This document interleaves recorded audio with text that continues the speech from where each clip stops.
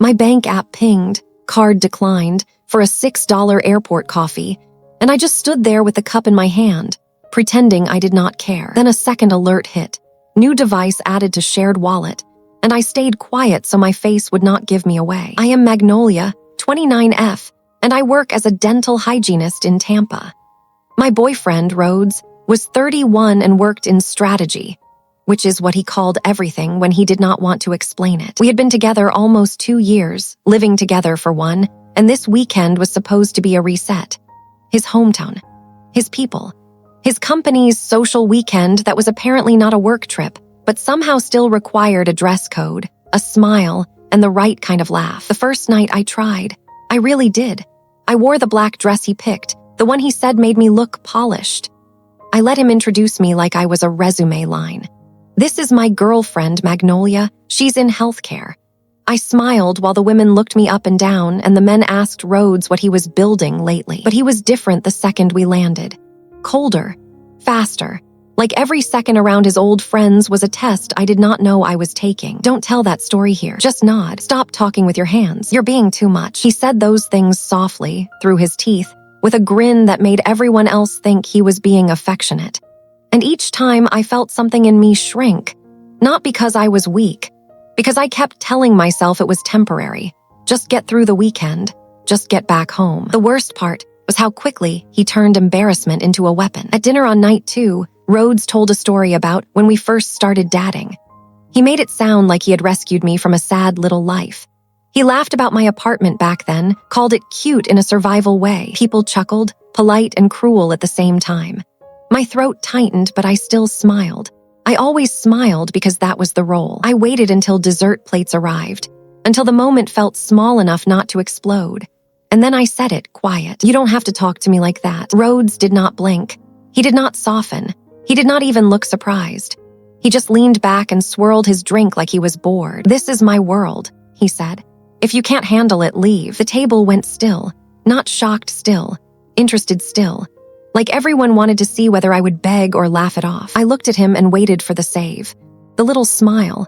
The I'm kidding. The hand on my knee under the table. It did not come, so I nodded once and said, okay. His mouth twitched, irritated. Don't be dramatic, you know what I mean. But I did not argue. I did not cry. I did not give him a scene he could use later. I paid the check before anyone could offer, because I already knew what Rhodes would do if I did not. He would let me sit in it. He would let me feel small. He would say, I thought you had it, like it was a joke. Back at the hotel, he walked ahead of me, typing on his phone, shoulders tight like I had ruined his night by existing in the wrong tone. In the elevator mirror, I saw my own face, calm and blank, and I realized I had been practicing that expression for months. He fell asleep in minutes, face turned away from me, like I was furniture. I lay there staring at the ceiling, listening to his breathing settle, and my mind started doing something strange. It got quiet, not numb, clear. I kept thinking about that word, leave, and then I thought about everything I had been carrying that he never noticed. The shared expenses, the subscriptions, the "will Venmo later" jokes that never came back. The way he would casually slide his card toward me at restaurants and say, babe, can you?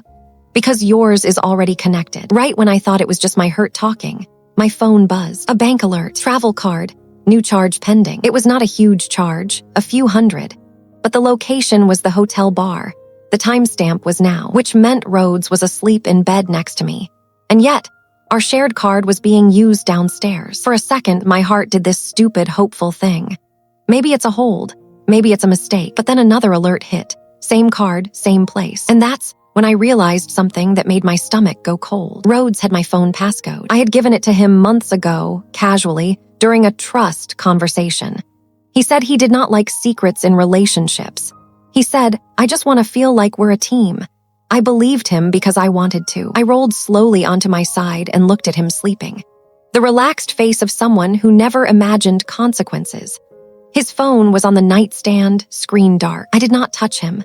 I did not wake him. I did not demand explanations at 2:00 a.m. in a hotel room. I just reached for my own phone and opened the wallet settings. New device, added 10 minutes ago. Not mine. My fingers were steady as I froze the shared card. Not canceled, not dramatic, just frozen. Like putting a hand on a stove before it burns you again. Then I opened my banking app, the one Rhodes liked to call our adult stuff, and I separated the accounts that were still tangled. I moved my direct deposit into my personal checking. I paused subscriptions. I changed the email on anything that had become ours without my permission. Quiet actions, one after another, like snapping tiny threads. I can't explain it, but the more I did, the less I shook. At 3:30 a.m., I booked a flight home. At 4:05 a.m., I packed in the dark. No zippers too loud. No drawers slammed.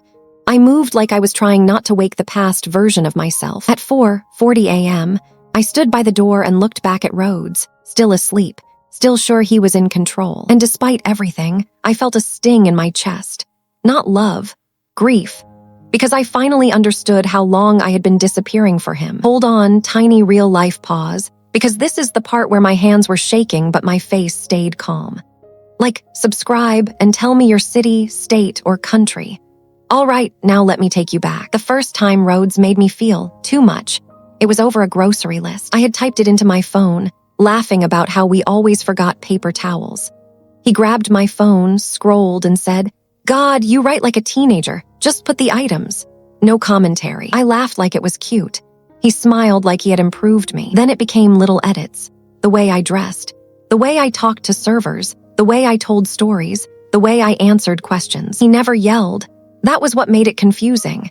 He just trained me with tone, with silence, with the small, disgusted look that made me rush to fix myself before he had to say it out loud. And every time I tried to name it, he flipped it. "You're sensitive. You're insecure. You always assume the worst." So I stopped nomming it.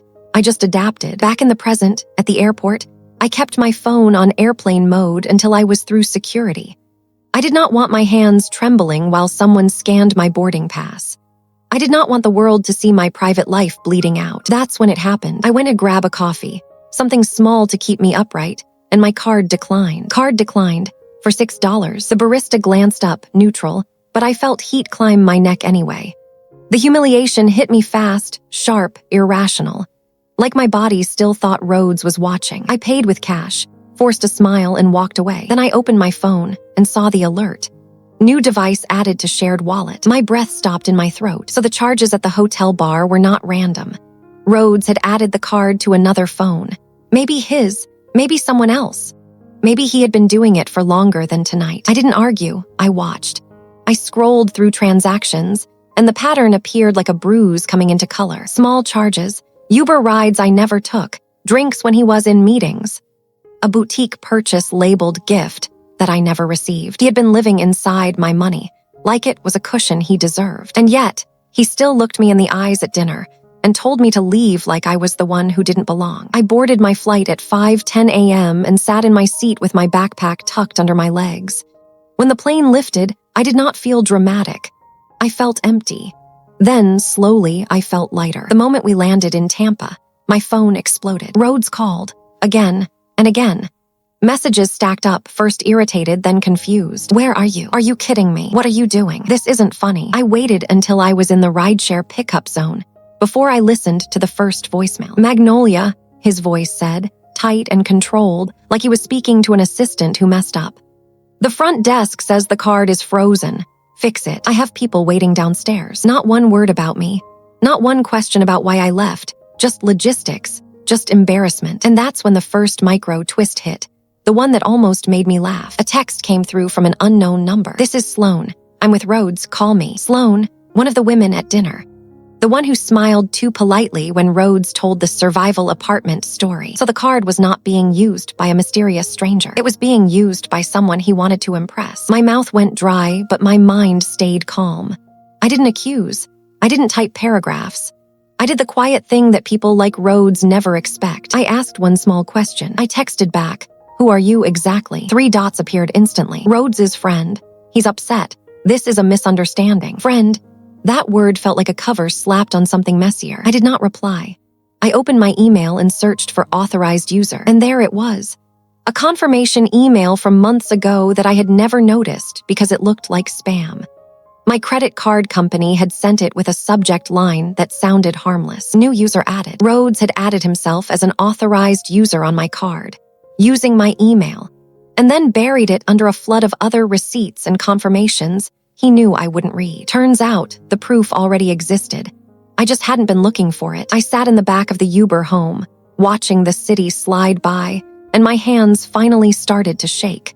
Not because I was scared of losing him, because I was realizing how long he had been comfortable taking from me while making me feel like I was lucky to be there. My phone rang again. I answered this time, not to fight, just to hear his tone. He didn't say hello. "Are you out of your mind?" he snapped. "Fix the card." "I'm home," I said. A pause, a real one. "What do you mean home?" "I took you seriously," I replied.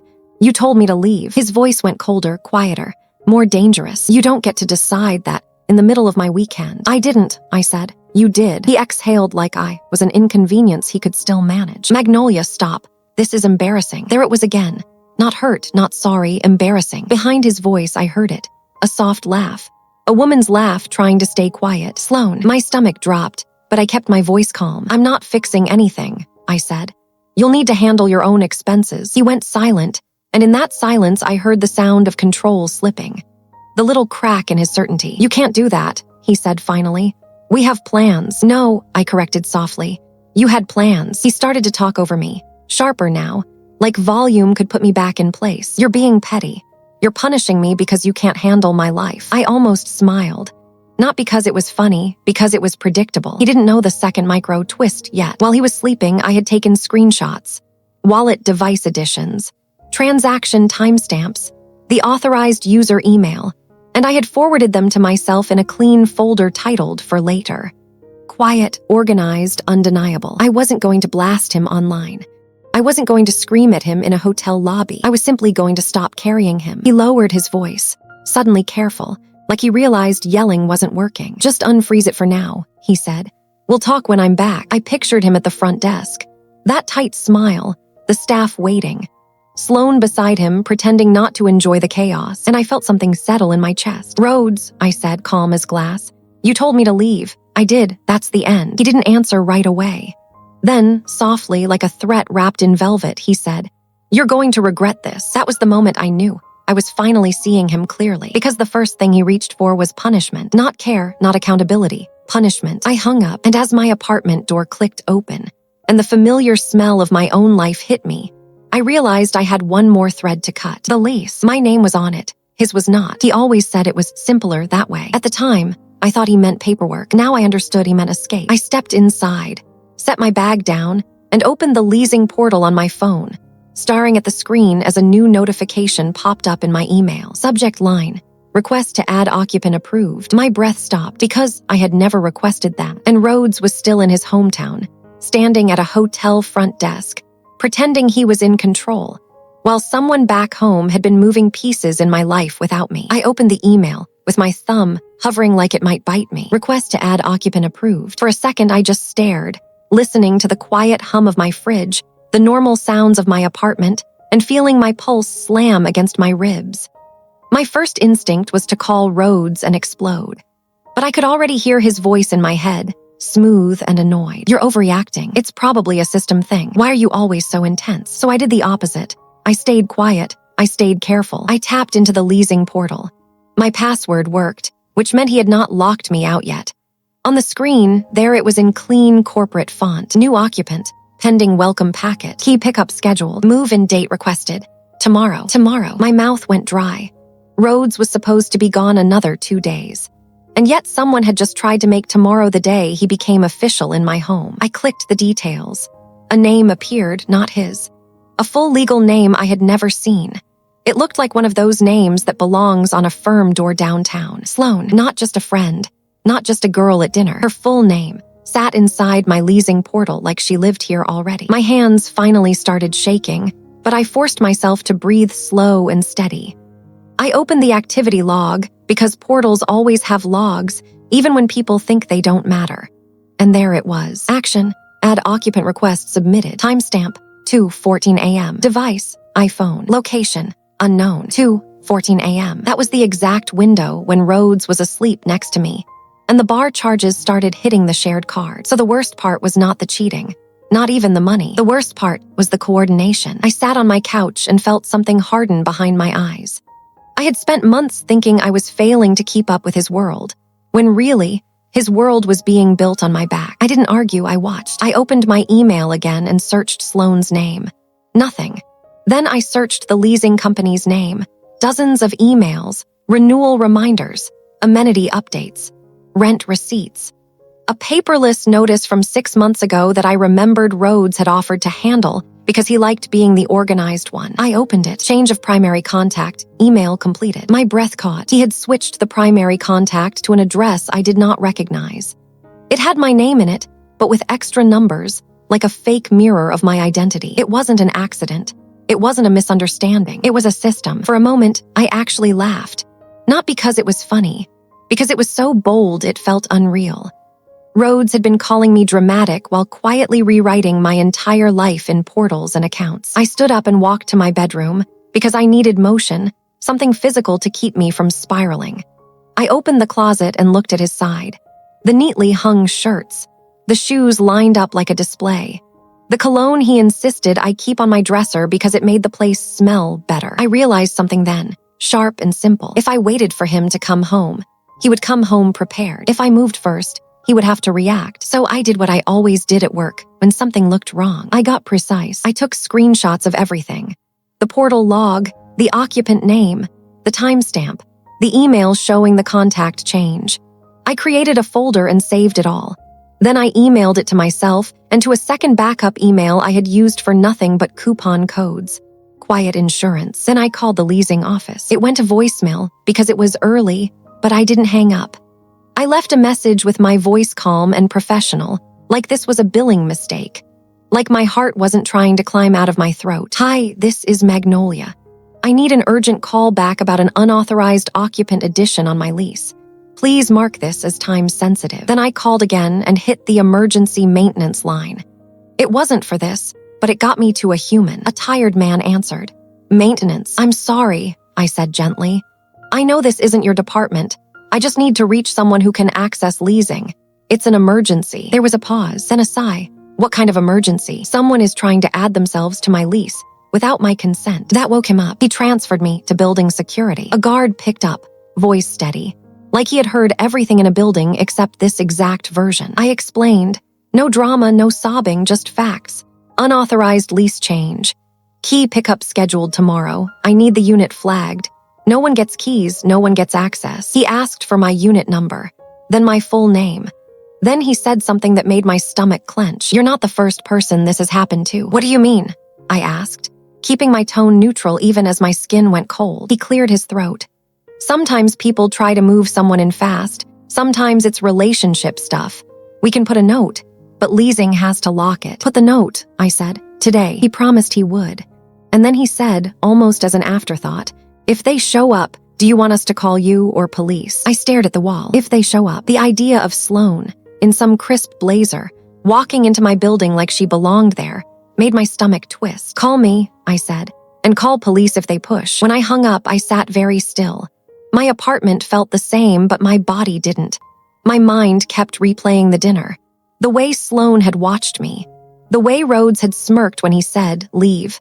Like he was sure the word meant nothing. Then suddenly, my phone buzzed again. A text from Rhodes. We need to talk. Stop doing this. No hello, no question, just command. I didn't reply. Instead, I opened my password manager, the one he mocked as paranoid, and started changing everything.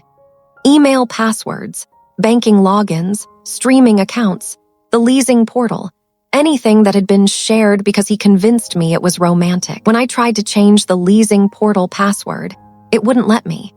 It said the recovery email had been changed, and a verification code was sent to the new address. I stared at the screen, feeling a slow, heavy anger spread through my chest. He had built a lock and put the key in someone else's hand. I didn't panic. I didn't throw my phone. I did what he would never expect me to do. I opened a new email and wrote a formal message to the leasing company.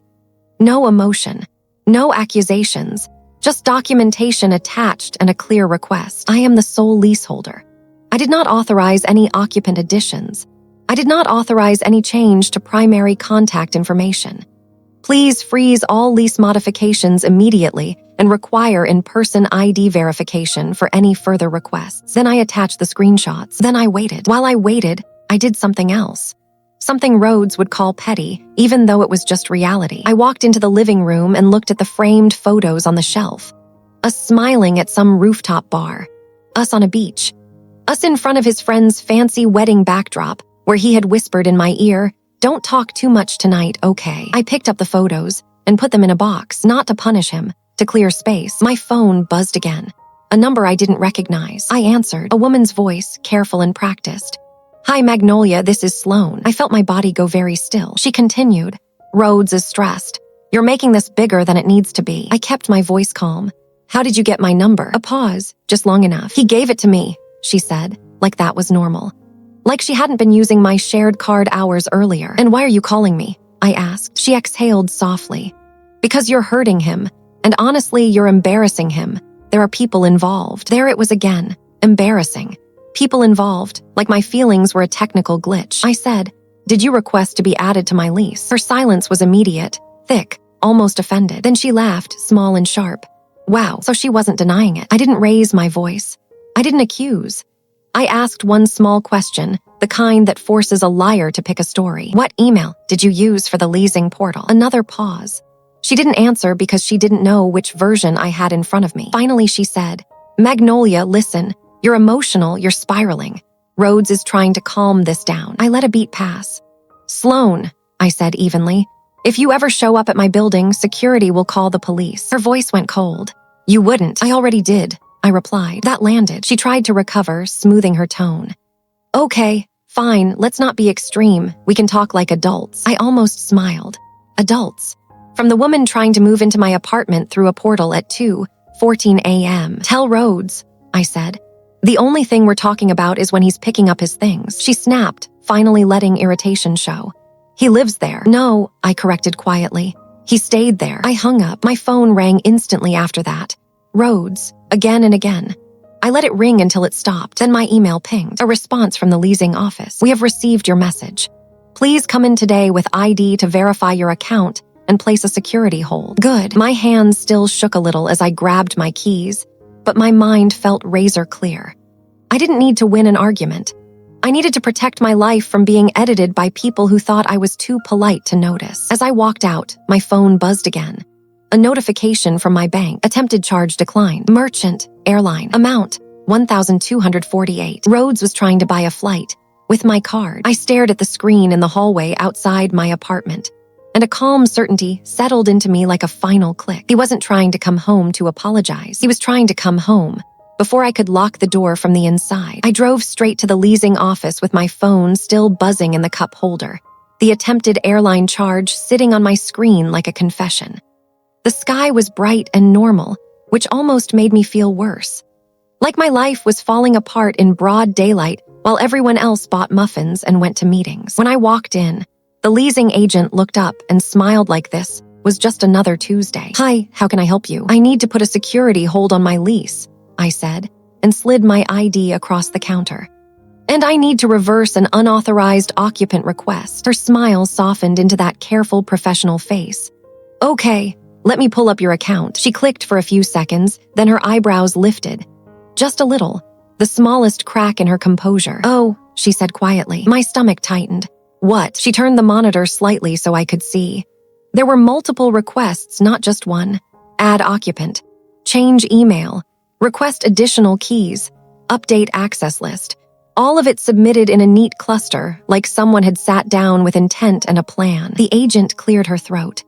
"This was done from your portal, so we have to treat it like an authorized action unless you file a report." "I will," I said. "Today." She nodded. "Good, because whoever submitted this also tried to schedule a lock rekey service." My breath left my body in a slow, stunned exhale. They weren't just trying to move someone in. They were trying to change the locks. I looked at the agent. "Does it say when?" She scrolled. "Tomorrow morning, between 9 and 11. Tomorrow, the same move-in window, the same key pickup." They had been setting the stage, so I would come home to a door I couldn't open. My hands went cold, but my voice stayed steady. "Freeze everything. No changes without me physically present. Put a note that security is to deny key pickup to anyone, even if they claim they're my partner." She started typing fast. "I'm doing that now." Then she paused and said, "I also need to tell you something else." I waited. "The new occupant name," she said carefully. is already listed on another unit in this building. My pulse skipped. What unit? I asked. She hesitated, then shook her head. I can't disclose that, but I can tell you it's not yours. So Sloane wasn't just a dinner guest in town. She was already here, already nearby, already close enough to know exactly which building, which amenities, which parking spots, which routines. That was the third twist, and it landed like a weight. Rhodes hadn't brought me to his hometown to introduce me to his world. He had taken me there to get me out of mine. I signed the paperwork with a hand that finally stopped shaking halfway through. The leasing agent printed a security hold, a note for the guard desk, and a document stating I was the sole authorized party. She also offered an immediate rekey, this time initiated by me, with a code word required for any future requests. I chose a code word that felt like a small private joke. Enough, I told her. She typed it in without smiling. When I walked out, my phone rang again. Rhodes. I didn't answer.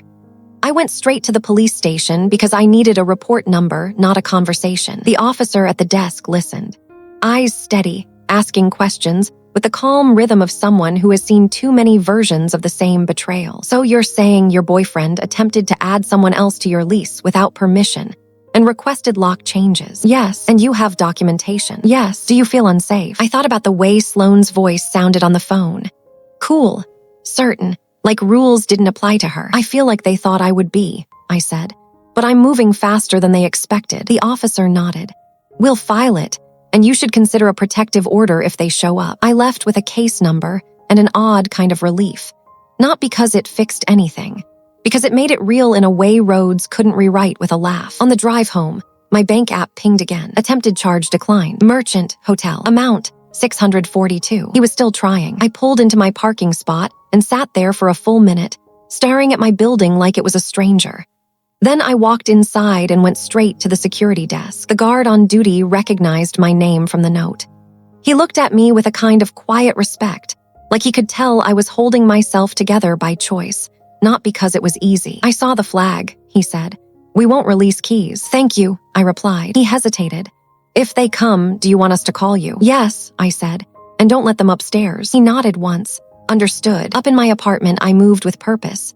Not rage, purpose. I took a deep breath. Then I did something that felt almost surreal. I packed Rhodes's things, not violently, not throwing, just sorting. Shirts folded, shoes in boxes, toiletries in a bag, the little expensive-looking gadgets he'd left around like he owned the place. I found a second phone charger I had never seen before tucked behind the couch, and my stomach flipped, but I didn't stop. I kept going. While I packed, I found more proof. A folder on the shared tablet we kept in the kitchen, the one Rhodes insisted was for recipes and bills. It was logged into his email. My hands hovered over it for a second, then I opened it, because at this point, privacy had already been burned down. There was a draft email addressed to the leasing office. Unsent. Like he'd started it and then decided the portal was faster. Subject line, updated occupant urgent. And underneath, a line that made my jaw tighten. Please expedite keys. She's emotional and might cause issues. See, not me, Sloane. So in his narrative, I wasn't his partner. I was the problem to manage. I forwarded the draft to myself, then logged out and shut the tablet down. I didn't delete anything. I didn't need to. I wanted a clean trail. At 2:00 p.m., the locksmith came. I gave the code word. Enough. He changed the locks in under 20 minutes. When the door clicked and the new key turned smoothly, something inside me finally unclenched. Rhodes no longer had access to my home. He could call it dramatic. He could call it cruel, but he couldn't walk in. My phone buzzed again. This time it wasn't a call. It was a notification from a credit monitoring app I barely used. New inquiry on your credit report. My heart stopped for half a beat. Then my body went cold with understanding. I opened it. A credit card application had been submitted that morning. In my name, using my address. Rhodes had been trying to open a new line of credit after I froze the cards. Like a thief grabbing a different door handle when one won't turn. I didn't cry. I didn't scream. I froze my credit. 2 taps, a confirmation screen. Done. Then I called the fraud department and gave them the case number from the police report. The woman on the line was calm. Ma'am, you did the right thing calling quickly. I know, I said, surprising myself with how steady my voice was. When I hung up, I sat on the floor of my living room for a moment, surrounded by Rhodes's boxed-up life.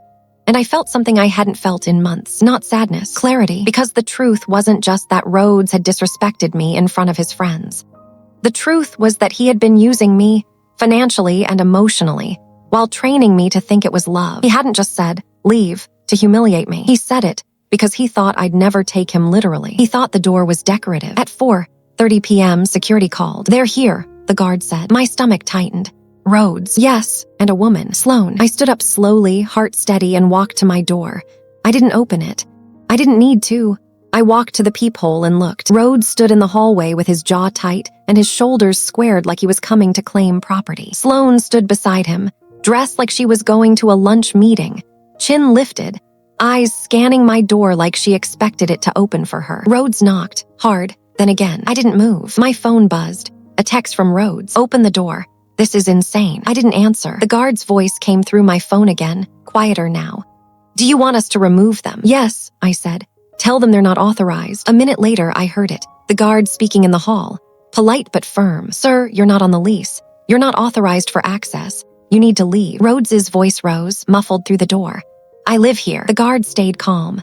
"No, sir. The leaseholder is clear. Please exit the building." Sloan said something then, sharp and clipped. I couldn't hear the words, but I heard the tone. The tone of someone used to getting what she wants by sounding certain. The guard didn't budge. Rhodes knocked again, once like a final attempt.